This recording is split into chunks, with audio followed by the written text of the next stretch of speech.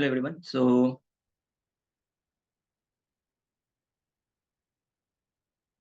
hello everyone. Today what we are going to do, I am going to revise some interview questions which are very important, which can be asked in any interview, and this is basically for a front-end interview. Okay, so there are a bunch of questions, around 20 to 25 questions.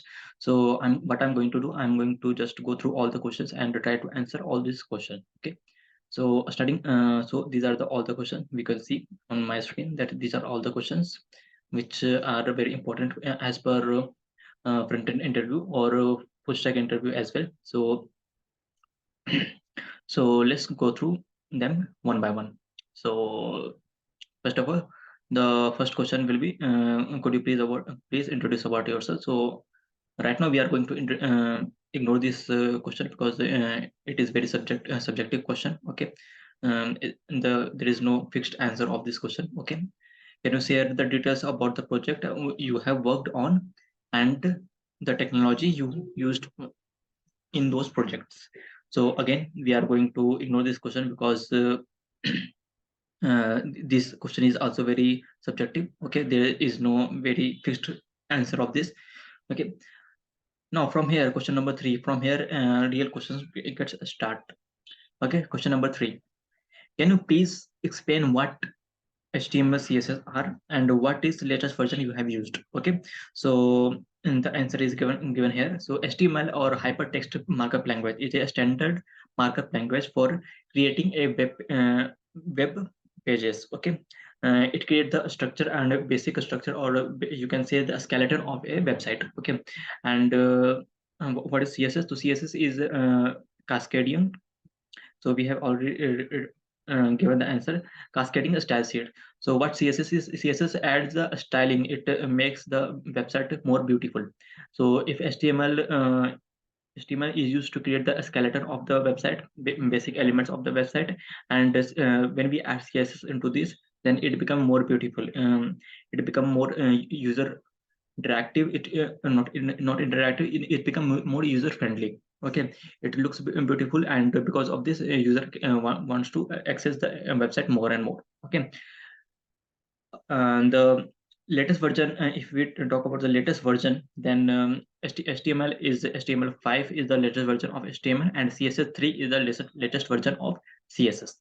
Okay, going forward, what is JavaScript, and how can you describe its relation with TypeScript?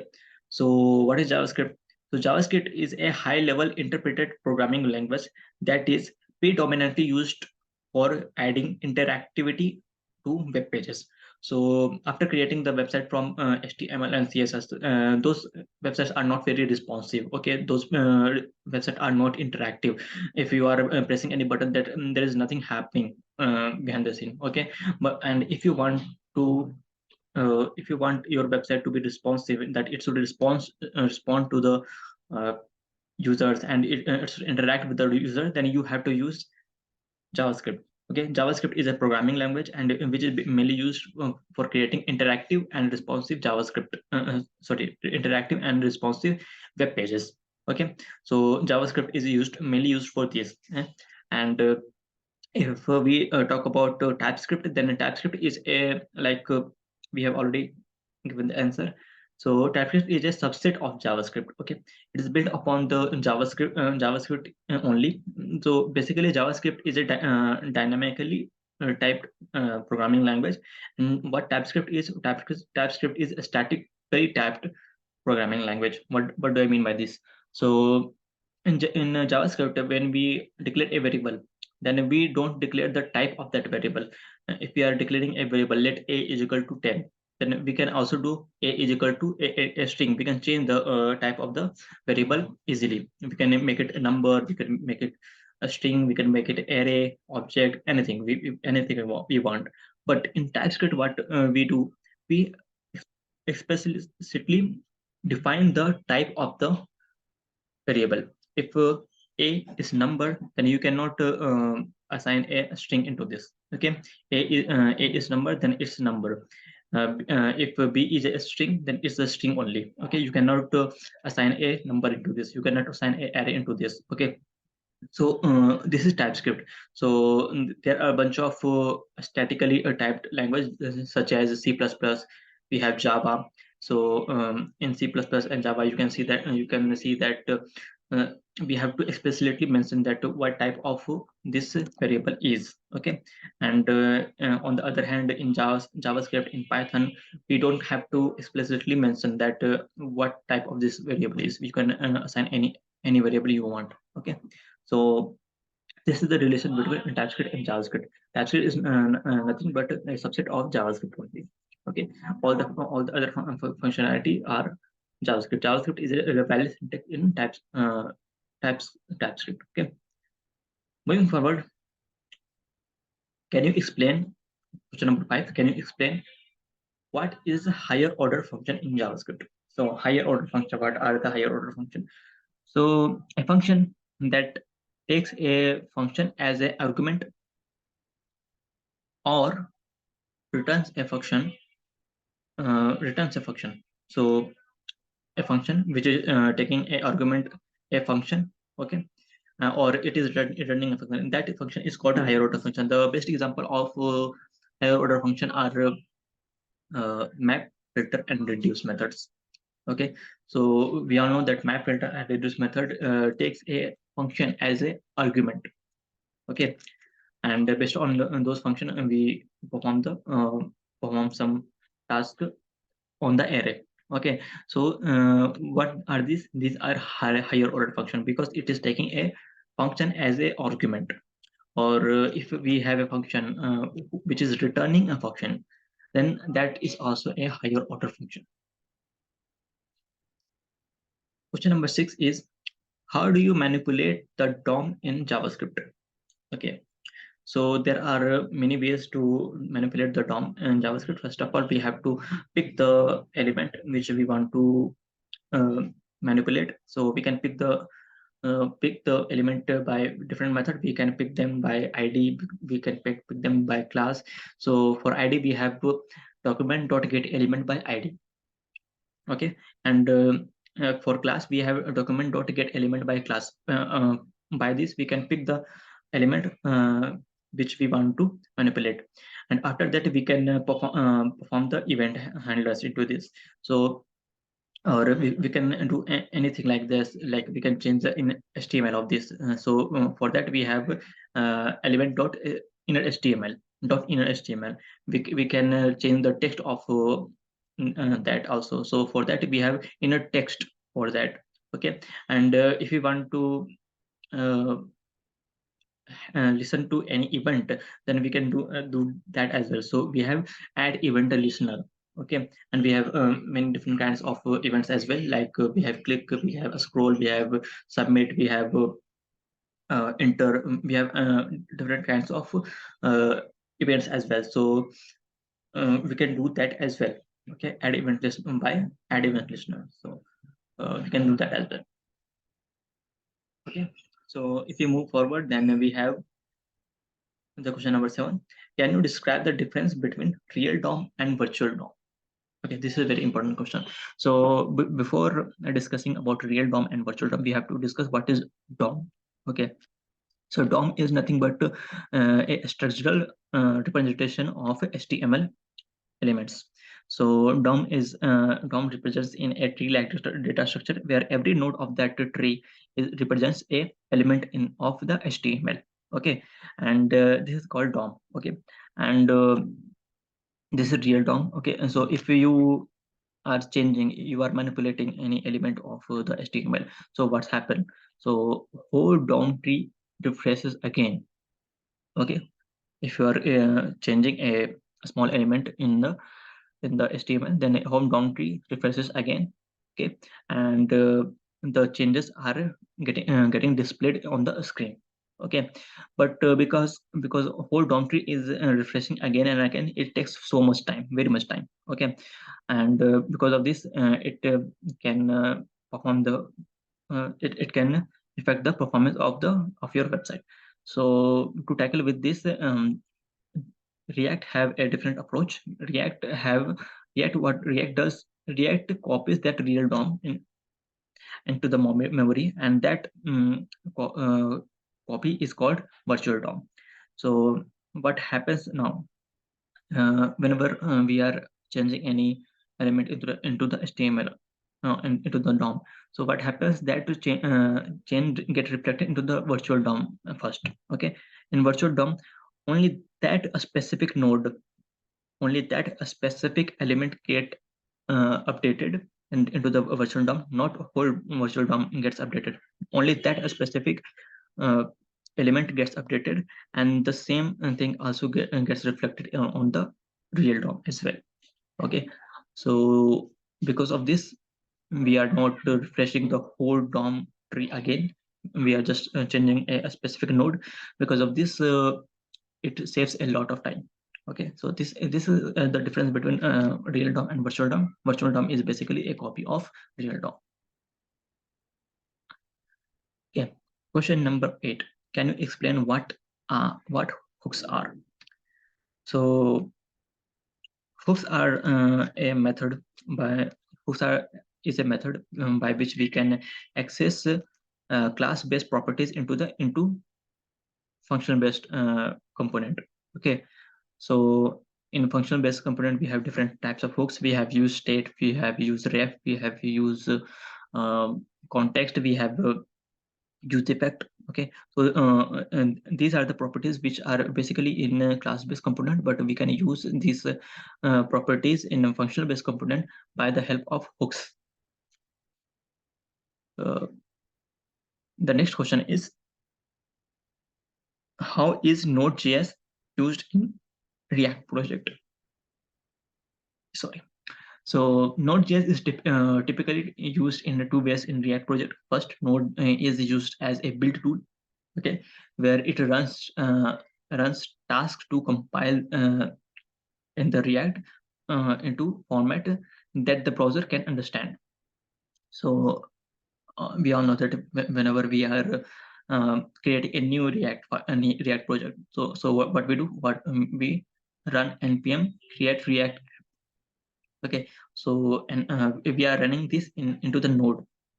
Okay, so we can use the node, we use node as a build tool. Okay, and of course we can build the backend also in node as well. Okay, so moving forward to the next question, what are the benefit of using Node.js? Which version are you currently using in your project? So first benefit of using Node.js is we can build the frontend and backend into the same language.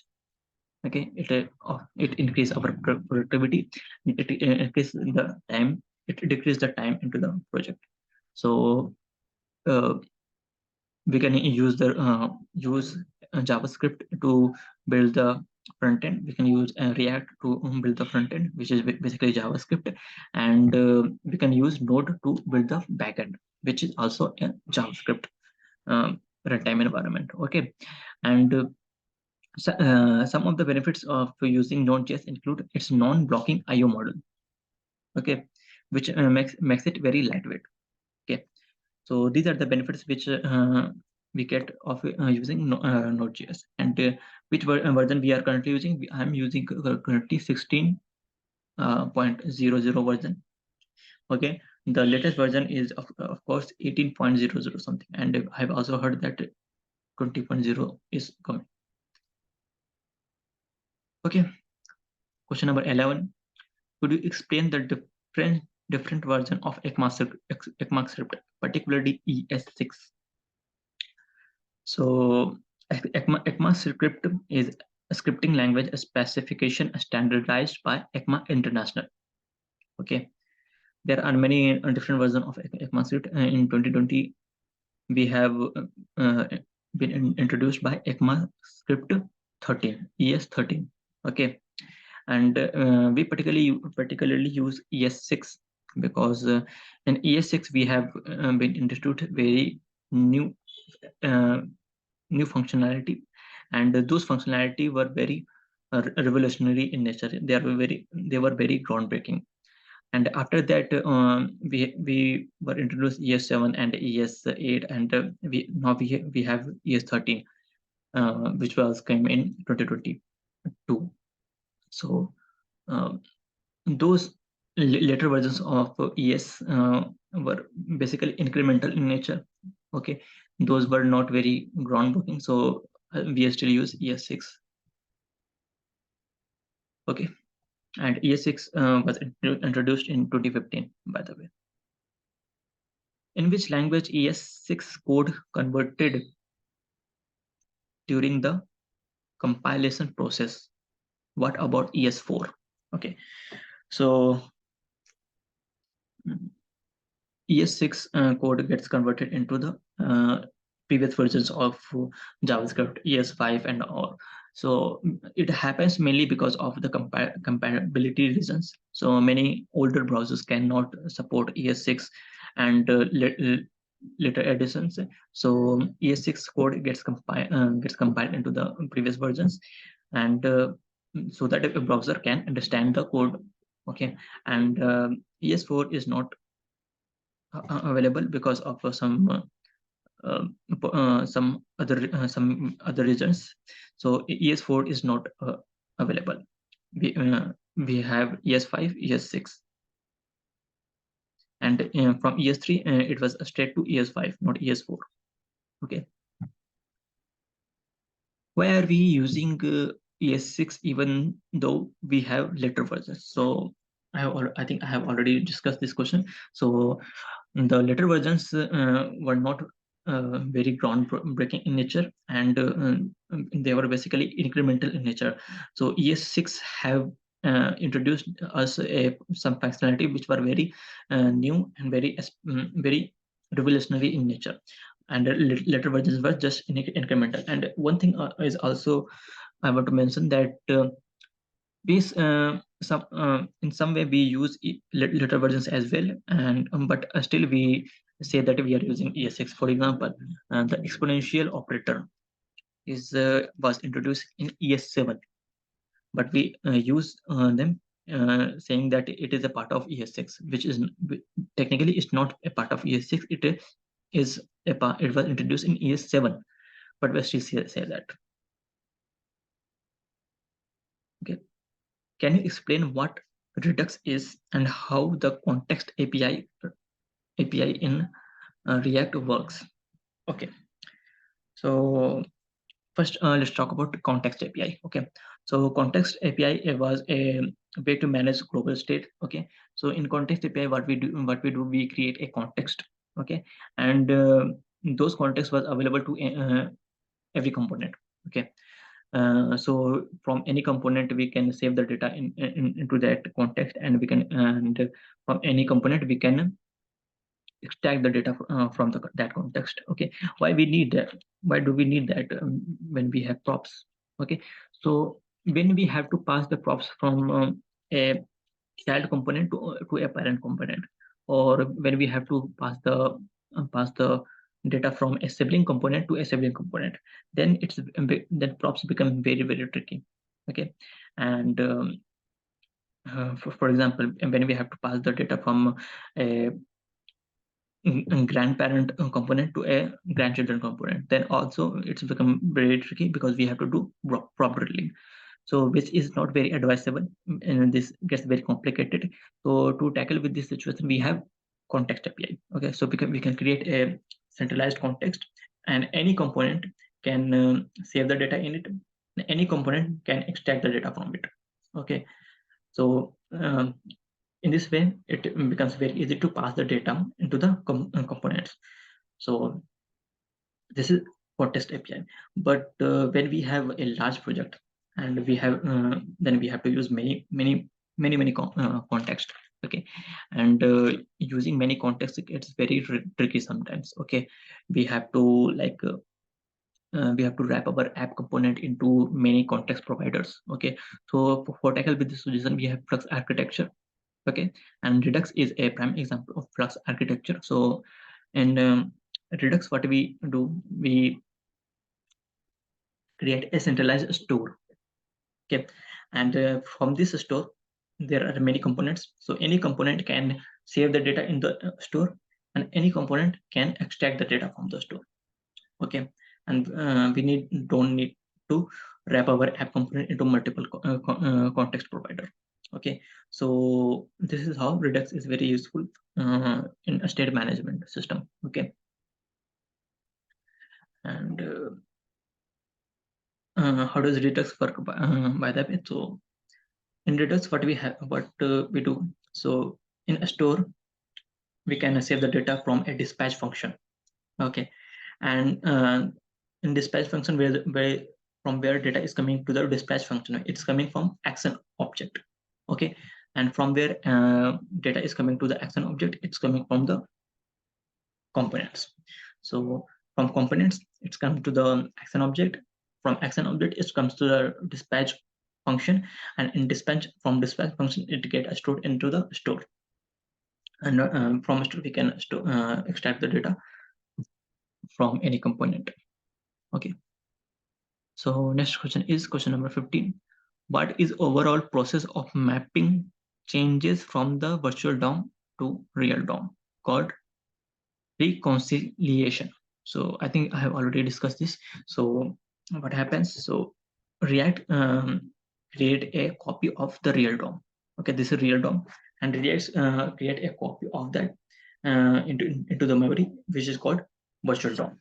Okay, now whenever some changes happens, then only that particular element, only that particular node gets updated, not the whole DOM tree gets updated. Only that particular element or that particular node of the DOM tree gets updated, and because of this, we can save very much time. Okay, it is also written there. The process of mapping changes from the virtual DOM to real DOM is in React is called reconciliation.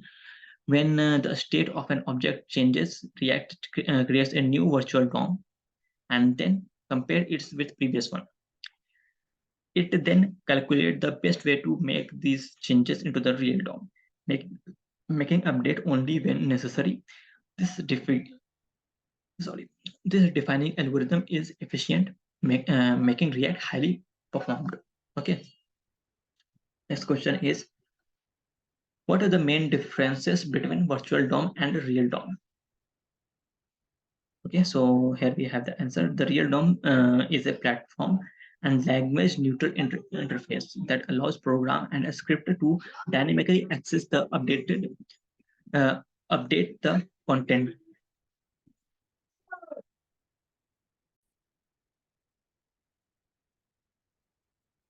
Yeah. So, and the virtual DOM is a concept implemented by libraries like React, and its lightweight copy of a real DOM.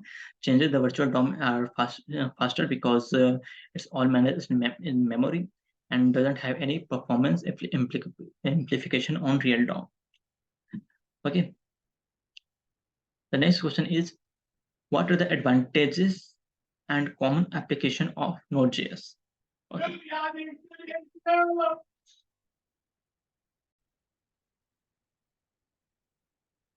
Okay, so Node is a popular for building a scalable network application, specifically server-side and networking application. Its advantage for its non-blocking I/O model, making it efficient in data intensive real-time application run across distributed services. Okay, and we have already discussed this question that we can create front-end and back-end into the same language, which is JavaScript. Okay. Question number 18 is, can you talk about TypeScript for 5 minutes? Why do we use it? And is it used in JavaScript or in React? So we have already discussed about the TypeScript. Basically, it is a subset of JavaScript, okay, which was developed by Microsoft. Okay, and JavaScript is dynamically typed programming language, and TypeScript is a statically typed programming language. Okay, so in JavaScript, what happens? We do not declare what is the type of the variable. Okay, we can assign any type of variable into any type of value in a variable. Okay, we are if we are creating let a is equal to 10, then we can also do a is equal to a string as well. But in statically typed programming language, we cannot do that. We have to implicitly, we have to mention that this variable is this type. Okay, a is an only a number type. Okay, so we can store only numbers into that. B is string type, so we can only store string into that. Okay, so this is TypeScript. Okay, and TypeScript is used with both plain JavaScript object with and with library like React and and Angular basically used only TypeScript. Okay, TypeScript can help to ensure that components are used correctly with right props and right types. Okay, and it reduces the error. It reduces the error also. It can spot the error and effectively. Okay. Question number 19. In Bootstrap, if we want to change the CSS, how does it happen? So in Bootstrap is very customizable. Okay, we can change the CSS in Bootstrap as well. So we can what we can do, we can introduce our own CSS file into it. Okay, so yeah, we have also it's already written here that you would typically include the Bootstrap file first. Okay, you would typically include the Bootstrap file first, then include your custom CSS file where your rules will then override the Bootstrap rules where they have applied. Okay, can you explain the functions of HTML meta tags? Where does the viewport tag? Now, what does the viewport tag do?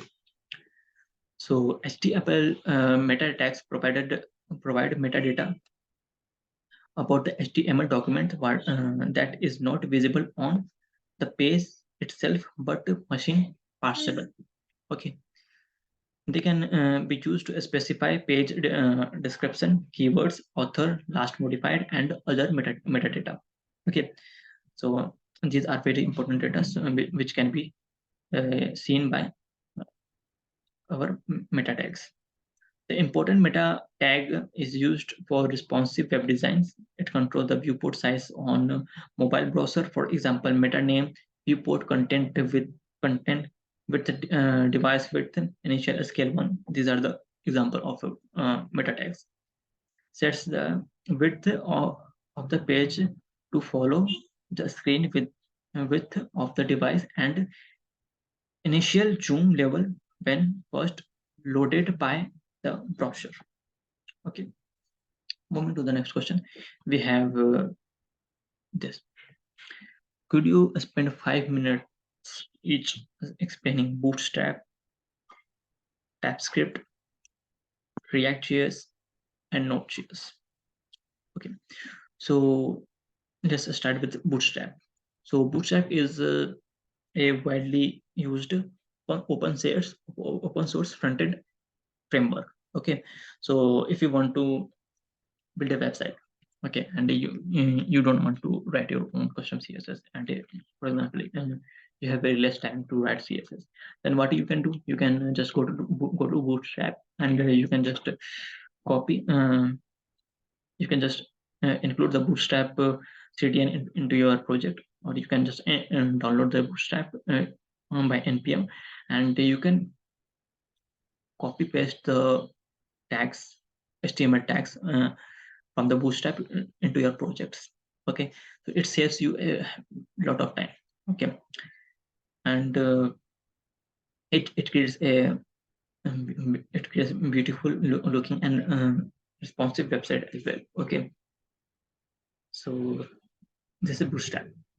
Moving forward to TypeScript, so I think I have already discussed about the TypeScript. So TypeScript is a statically typed superset of JavaScript developed by Microsoft. It brings a strong typing object-oriented programming and other features that help build large-scale application. The primary benefit of a TypeScript include improved code structure, error prevention, better tooling support with the feature like auto completion and type interface. Okay, going forward to React.js. Okay, so React is a JavaScript library for building user interface. Okay, it was developed by Facebook in 2011. It is primarily used to build user interface and responsive single page websites. Okay, and the main benefit of React is it breaks the whole website into different many different components. Okay, so it is very easy to develop, and these components gets added to create the whole web page. Okay, and if you are mutating, if you are manipulating uh, any element of the website, then what happens, only that particular component gets updated, which saves a lot of time. So if you will make the website in traditional way, and if you click on it and if you want to change the page, then what will happen, it will refresh the whole page, it will refresh the whole website. Okay, and it can take very much time. But in React you can make a single page website, and when you want to navigate into this, then it can happen without any refreshment of the website. Okay, so it can save a very much time into this, and because of this it is very fast. Okay, the last we have Node.js. So Node.js is open source cross-platform runtime environment for JavaScript. Okay, it is mainly used to build up the APIs or backend of the websites. Okay, the main benefit is that you can use JavaScript for building frontend and backend as well, and the JavaScript is very lightweight because of its runtime IO mode. Okay, and because of this all reason, Node.js are very good option to create the backend of the websites. Okay, next question is, let's focus more on higher order function. What are they and how they are used? So I think I have already talked about this question, that higher order function are nothing but the function which takes a function as an argument or returns a function. Okay, two things, either it is taking a function as an argument or it is returning a function. If a function is doing any one of those, then that function is a higher order function. The best example of higher order function is map, filter, and reduce method of array. Okay, so we all know that map, filter, and reduce takes a function as a argument, and because of this they are called higher order function. And the function which are getting passed into as a argument are called callback function. Could you tell latest version you have used for JavaScript, Node.js, ES6, and React? So we have used JavaScript ES6. Okay, the latest version of JavaScript is ES13, and Node.js. If I talk about Node.js, then I have used 16.0, and the latest version of Node.js is 18.0, and React as well. I have used 18.0, and the latest version of React is also 18.0.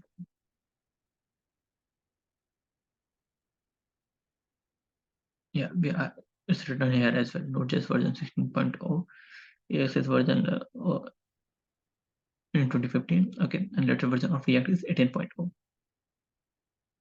How would you install Bootstrap if you want to change its CSS? Will it affect the existing layout? Can you mention a few basic Bootstrap tags?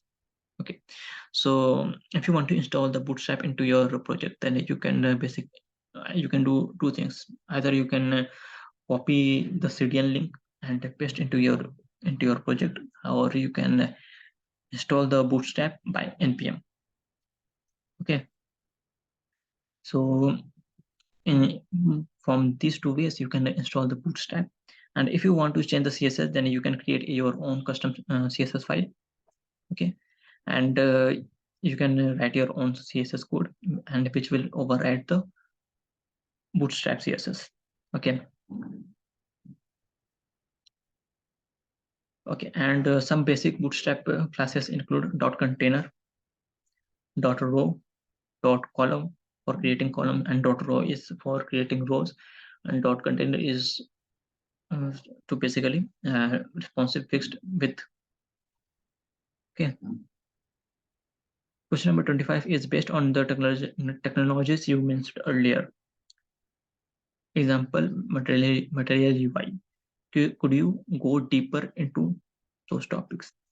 So instead of material UI, I'm going to talk about Chakra UI because I have used Chakra UI into many projects. So for using Chakra UI, first of all, you have to install the Chakra UI into your React project. So you can do that by installing the Chakra UI by npm. Okay. After installing the Chakra UI, you have to import the Chakra provider. Okay, so you have to import the Chakra provider, and after that you have to wrap your app component into the Chakra provider. Okay, when you will wrap your app component into the Chakra provider, then you can use the Chakra UI element into your any component. Okay, so after that, whenever you want to use any component, any element of Chakra UI, then you can import that into your component, and you can use that in the place of JSX. Okay, so this is it. These are the 25 questions which are important for front-end interview. So I have gone through all the 25 questions. So that's all.